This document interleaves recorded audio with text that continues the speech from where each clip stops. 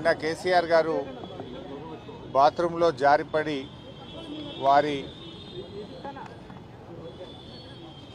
నొప్పి రావడం జరిగింది. సో బాగా నొప్పి వచ్చేటువంటి క్రమంలో కేసీఆర్ గారిని ఆసుపత్రికి తీసుకొచ్చాం.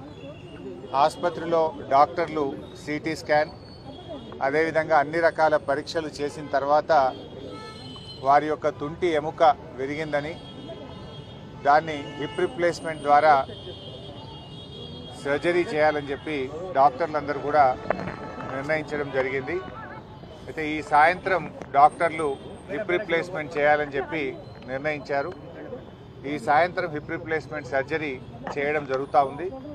మరి ఈ సందర్భంగా కేసీఆర్ గారి అభిమానులు, పార్టీ శ్రేణులు, నాయకులు ఎవరు కూడా ధైర్యం కోల్పోవద్దని, వారి ఆరోగ్యం మరి ఎప్పటికప్పుడు డాక్టర్లు సమీక్షిస్తూ ఉన్నారు.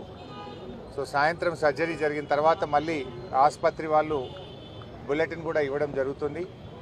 అయితే ఇన్ఫెక్షన్ వచ్చేటువంటి అవకాశం ఉంది కనుక డాక్టర్లు ఇక్కడికి ఎవరిని అనుమతించకూడదని చెప్పి డాక్టర్లందరూ కూడా చెప్తా ఉన్నారు.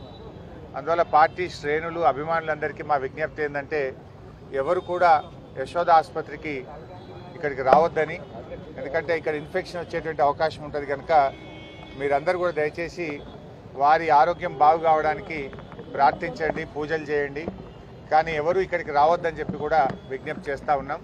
ఎప్పటికప్పుడు ఆసుపత్రి వాళ్ళు బులెటిన్ ఇవ్వడం జరుగుతుంది. వారి యొక్క ఆరోగ్య పరిస్థితిని ఉదయం సాయంత్రం డాక్టర్లు వారు ఎప్పటికప్పుడు బులెటిన్ రూపంలో మీకు తెలియజేయడం జరుగుతుంది. సో ఇప్పుడైతే వారి పరిస్థితి స్టేబుల్గా ఉంది.